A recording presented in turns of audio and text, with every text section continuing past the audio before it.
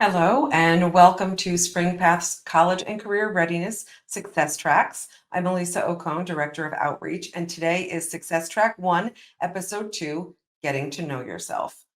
And this episode really, or the focus, I should say, on getting to know yourself really stems from the fact that it can be very overwhelming to think about what it is you want to do after high school, and sometimes I think we need to spend a little more time focusing on who we are first before we can figure out what what the who we are wants to do after the fact. So, and there are some students who have that plan and that pathway mapped out from a very young age.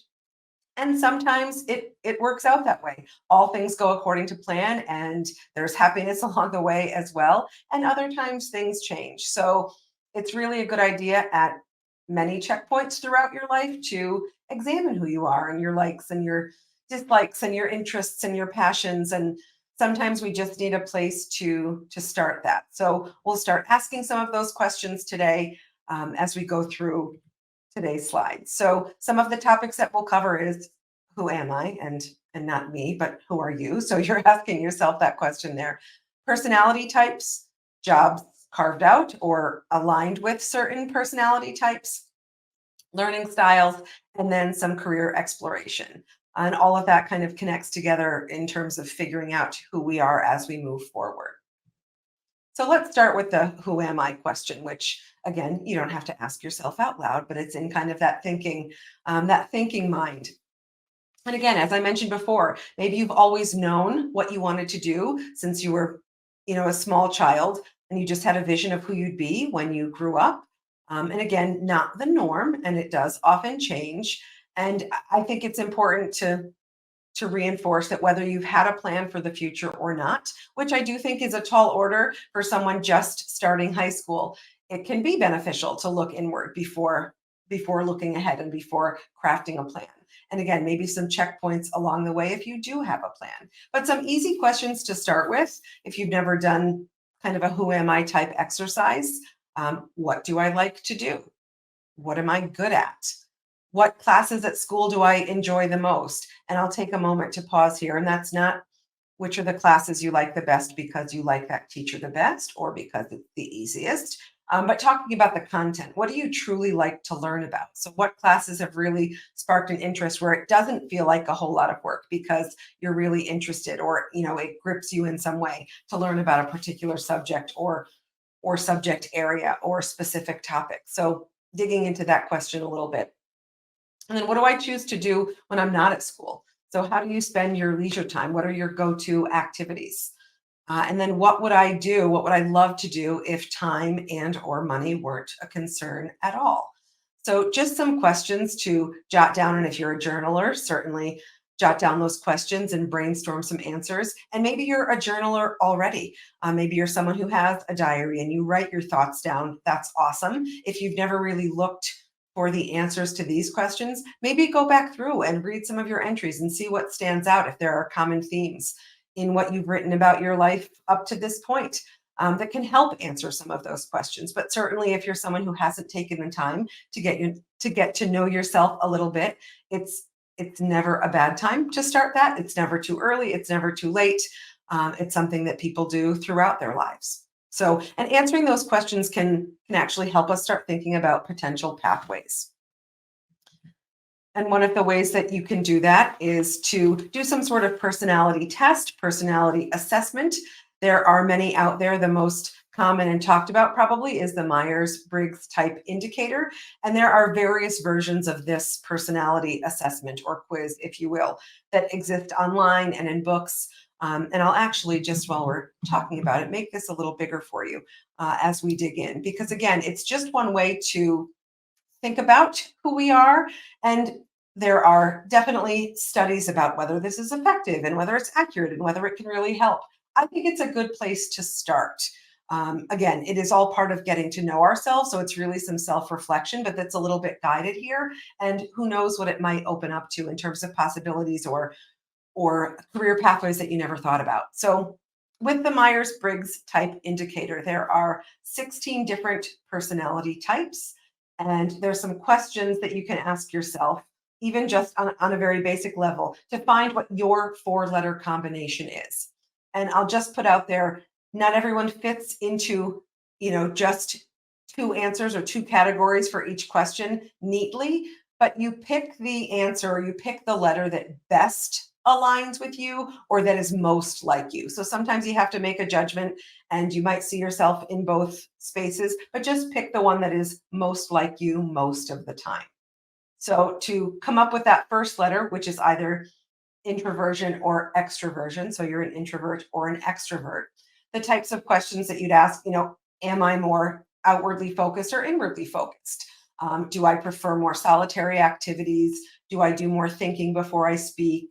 Do I kind of shy away from like big social scenes? Then obviously you'd go with the I there.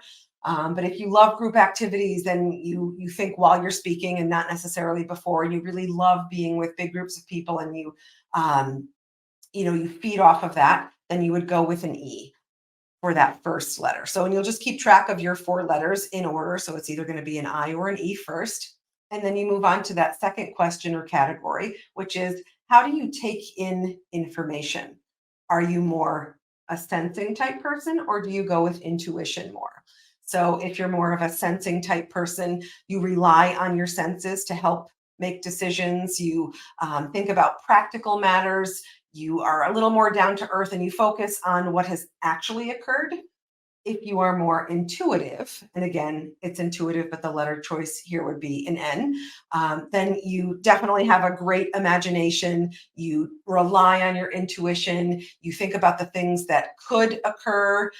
So, very in your mind, in ideas rather than, again, what has actually occurred. So, you'll pick either S or N for yourself there.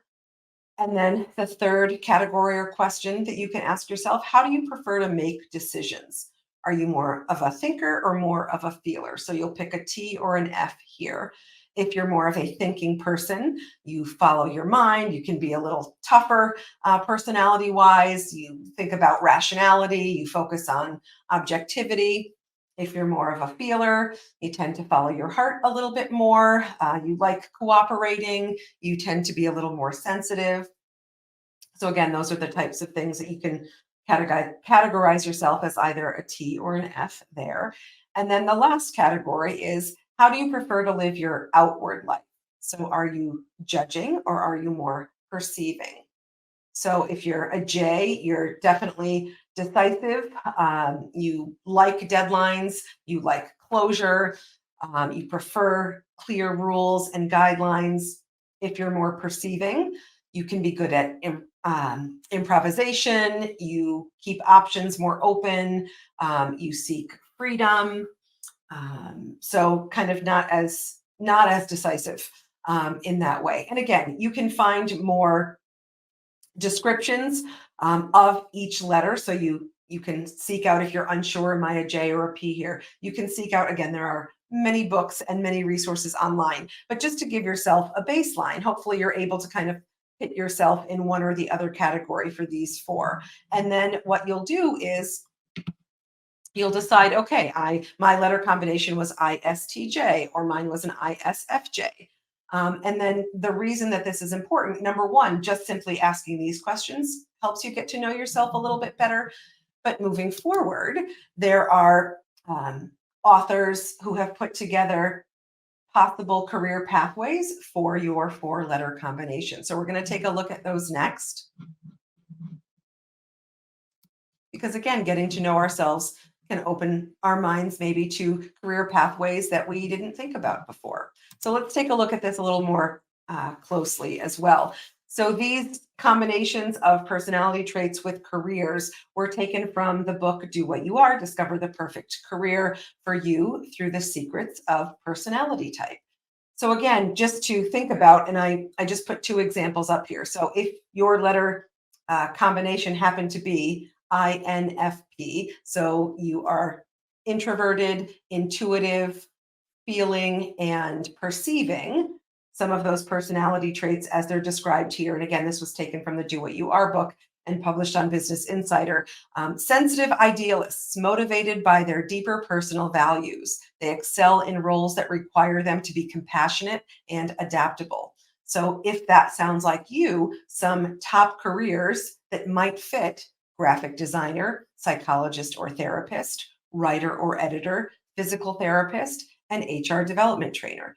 And you'll see that even though the personality traits might be the same as somebody else, there's a range of careers there. So maybe you're someone who knows that you've always liked writing and words, but maybe you really didn't think about graphic design or didn't think about how those skills and personality traits could factor into a career in human resources, in terms of development and training. So, or how that fits in with psychology and therapy. Let's look at the right hand side here. If your letter combination ended up to be ENTJ, so again, more of an extrovert. Here, this one was intuition as well, so intuitive, but thinking instead of feeling, and judging instead of perceiving. So, natural leaders who are logical, analytical, and good strategic planners gravitate towards authoritarian roles that require them to be organized and efficient. So, some top careers in or for that letter combination: executives, lawyers, market research, management consultants, and venture capitalists. So, two very different worlds. And it's not to say that if your letter combination, ended up INFP, that you couldn't pursue a career for an ENTJ and wouldn't excel. It's just an exercise or an activity to get you thinking about who you are. And as you start to think about the world that is out there post high school, whether it be a trade school or an apprenticeship or applying to a college or university, what are some pathways that might fit with who you are as a person? And again, it is not necessarily science. Some argue that it is. But just again, a starting point, get to know yourself a little bit, and then look at some careers that could be a good fit for who you are as a person. And then, of course, you'd have to go in and explore those careers a little bit and see if something fits. But again, an opportunity to even think about a career that wasn't on your radar at all. So I encourage you to dig in to some of this self work and self exploration. Explore those websites, read all of the different letter combinations, and see if some of those personality assessments feel like you, sound like you, and then what are some of those careers that might be in alignment. And again, take some time to explore. All right. So moving on from your actual personality type and how you kind of exist in the world, there is something to be said for assessing who you are as a student and what your learning style. So, and there are actually quizzes for both of these topics online. And maybe you've never wondered or questioned any of this because you do okay, and you're happy with who you are as a student, and your learning has always gone okay. That's okay too. But it's never too late to do a little self assessment here and see if what you find out is in alignment with what your experience has been so far. And if not, great to jump into it right now. So, some of the questions that you can ask yourself, or again, you can find a quiz out there about: what type of student are you? Do you tend to be prepared as a student? Do you do well on tests? Do you take good notes? Are you the student who asks questions in class and looks for clarification, and make comments? Do you make comments in class? Do you contribute to group discussions? Are you an organized person and or student? And again, the reason for some of these questions is just to get to know who you are as a student, what your learning strengths and weaknesses are, and that can help. I don't want to say it will dictate, but it can help you think about possible next steps and what would really be a good fit. And are there learning opportunities and environments in which you might excel more than others? So, again, this is just kind of big picture, taking stock of who you are and how you learn so that you can hopefully have some ideas for a post secondary plan. So, in terms of learning style, again, there are many people and authors and companies who have kind of dug into all of this. Some use three. And so I put the top three right there: visual, oral, or auditory, or a kinesthetic learner. Tactile would be another word for that one as well. So there are some who use just those three, and there are quizzes out there that kind of slot you into either one of those, or that uses percentages. So you might be, 40% visual, 35% auditory, and then the leftover percentage, and pardon me there, I'm not a math whiz, I'm more of a words person, for tactile. So there's obviously crossover, and many people are kind of multimodal learners, but you might tend to have stronger, excuse me, I'm repeating words here, but you might have stronger tendencies in one area than another. So again, just a good opportunity to see, who am I as a learner? So if you're a visual learner, graphs and flashcards might be a benefit to you as you learn and study. If you're auditory, hearing things, so lectures might work for you. Music might help you. If you're a kinesthetic learner, again, it's hands-on and movement is helpful for you. Social, again, you brainstorm well in teams, you work well with a group. Obviously, solitary would be the opposite of that. You're a little more independent and individual and excel in that type of learning and studying. Verbal, you like writing, you like presenting, you're someone who has a great vocabulary, you've always liked words. And then logical, you're better with patterns and statistics and numbers. So again, just identifying who you are as a learner and what your learning style is can also lend itself towards certain career pathways. And again, just knowing who you are as a learner will help you know what it is you need to work on, what are the types of environments you'll do the best in when thinking about post-secondary options, and what you might need as support. So it can help in when you're looking at colleges and universities or trade schools. Are there the type of environments that will help you excel, help you succeed? So again, doing this little self inventory can help you look at your options and know where you might do well or where you need to advocate for yourself as well. All right, so more in terms of career exploration. Exploring career clusters, just reading about careers can also help you learn about yourself a little bit, because sometimes we read about something we didn't know about and it sparks interest, and then maybe you want to go down that pathway a little bit. So there are some really great opportunities to learn about jobs on mynextmove.org. And that's a website sponsored by the US Department of Labor. There are a lot of different tools on that website. You can search and browse career clusters. You can also search for apprenticeships. There's an apprenticeship job finder on that website as well. But what they also have there is something called the ONET Interest Profiler, I should say. And on that, there is a quiz that gives some suggestions for your interest area. So there are questions like, do you like to build kitchen cabinets? Would you like to develop a new medicine? Do you like to help people with personal or emotional problems? Do you want to buy and sell stocks? And the way you answer those questions is like, yes, I'd really enjoy this, or no, I wouldn't like this at all. And I think there might be 4 or 5 levels of your alignment with that particular statement or question that you fill out. And then it lets you know, okay, you might be a good fit for a job that is more realistic or more or artistic or more enterprising or conventional. And again, there are different sets of quizzes. Some are more percentage based, so you can see that you fall more heavily in one area than another. And then they take those results, or you can take those results and overlay them with one of what's called a job zone. So that would be the level of experience that you would need, or education. So would you need just a high school diploma? Would you need a bachelor's degree? Would you need a master's degree, and so forth, or any particular training? And then see how that lines up. And then that leads you to looking at some of those career clusters and job suggestions based on what that interest area is. There is also the US Bureau of Labor Statistics website, where they have the Occupational Outlook Handbook. So it used to be a big chunky physical book that many high school, college, and career centers had in person, but it is now available fully online, where you can read about occupation groups. So again, maybe you've done that ONET interest area profiler, you have some suggestions, or you just browse some career clusters. Well, you can then browse the Bureau of Labor Statistics website to see what is the outlook for that particular job or that job area or cluster. What is the median pay? What is the growth rate as of now? And they'll usually look at it in a 10-year chunk of time.